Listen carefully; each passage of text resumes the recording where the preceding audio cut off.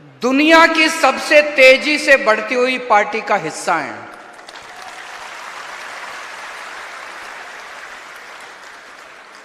देश नहीं, दुनिया, पूरी दुनिया में आज तक कोई ऐसी पार्टी नहीं हुई जिसने इतनी तेजी से तरक्की करी हो, इतनी तेजी से तरक्की करी हो। मुझे लगता है हमें Guinness book of world record वालों से पूछना चाहिए, भाई जरा पता करके बताओ कोई, नहीं तो हमारा नाम लिख दो उसके अंदर। कल भी मैं कह रहा था, मैं अपने काउंसलर से कल रात को मिला था कि एक एमएलए बनने के लिए, एक काउंसलर बनने के लिए लोगों की जिंदगी बीत जाती है, चप्पलें घिस जाती है, जूते घिस जाते हैं कि नहीं है, एक एमएलए बनने के लिए, एक काउंसलर बनने के लिए।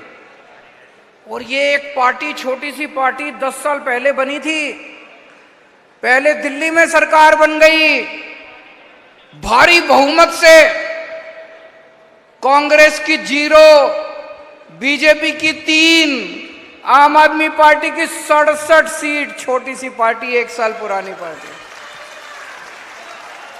फिर पंजाब में सरकार बन गई भारी बहुमत से, 117 में से 92 सीट। फिर गुजरात में इनके गढ़ के अंदर जाके 14% वोट लेके आए, 5 एमएलए बना के लेके आए हैं। और मेरे को पूरा विश्वास है गुजरात में अगली सरकार आम आदमी पार्टी की सरकार बनेगी, देख लेना। फिर गोवा गए, गोवा में 2 एमएलए बन गए हमारे दोस्तों। जितनी, और अब राष्ट्रीय पार्टी का दर्जा आपकी पार्टी को मिला है, पूरे देश में 3रे नंबर पे आ गए। कहने को तो 1350 पार्टियां हैं अपने देश में, रजिस्टर्ड पार्टियां 1350। हम 1350 पार्टियों को पीछे छोड़ के आज बस बीजेपी, कांग्रेस, आम आदमी पार्टी 3रे नंबर की सबसे बड़ी पार्टी है। और जितनी तेजी से बढ़ रही है, मेरा दिल कहता है कि एक दिन कांग्रेस और बीजेपी को भी पीछे छोड़ के देश के ऊपर आम आदमी पार्टी का राज होगा। तो बहुत तेजी से आम आदमी पार्टी बढ़ रही है, तो जाहिर तौर पे आपके खिलाफ बड़े बड़े षड्यंत्र रचे जाएंगे। इन लोगों को यह लगने लग गया, मोदी जी को, बीजेपी को, अब ये साफ हो गया। 2014 में हार गए विधानसभा चुनाव, 2015 में हार गए विधानसभा चुनाव, 2020 में हार गए विधानसभा चुनाव, फिर अभी एमसीडी का चुनाव हार गए। तो अब इनको ये तो पक्का हो गया भाई, दिल्ली में आम आदमी पार्टी से जीत नहीं सकते, ये पक्का है। दिल्ली में ये कुछ भी कर लें, कुछ भी कर लें, दिल्ली में आम आदमी पार्टी से ये जीत नहीं सकते। तो अब इन्होंने एक षड्यंत्र रचाया है, शराब घोटाला। मैं आपसे पूछना चाहता हूं, शराब घोटाला दिल्ली में हो रहा है, गुजरात में हो रहा है। गुजरात में कितने लोग मर गए जहरीली शराब पी के? रोज सुनने में आता है 100 लोग मर गए, 50 लोग मर गए, 150 लोग। घोटाला तो वहां हो रहा है, यहां कौन सा घोटाला हो रहा है?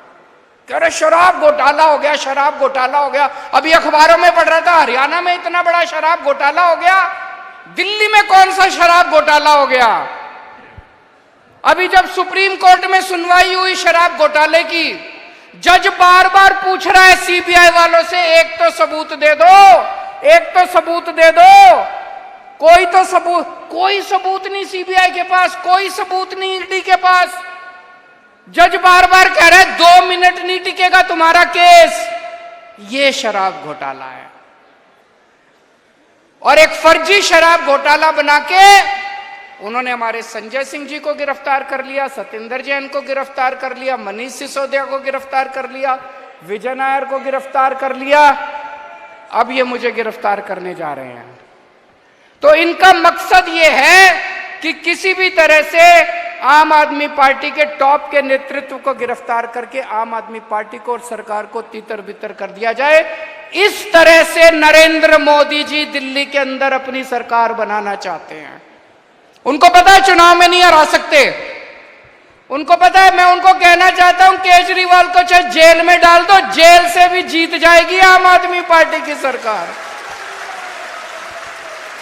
मैं नरेंद्र मोदी जी को कहना चाहता हूं, मोदी जी इस जन्म में तो आप हमको नहीं हरा सकते दिल्ली के अंदर आम आदमी पार्टी को, आपको दूसरा जन्म लेना पड़ेगा, इस जन्म में तो नहीं हरा सकते आप आम आदमी पार्टी को दिल्ली में।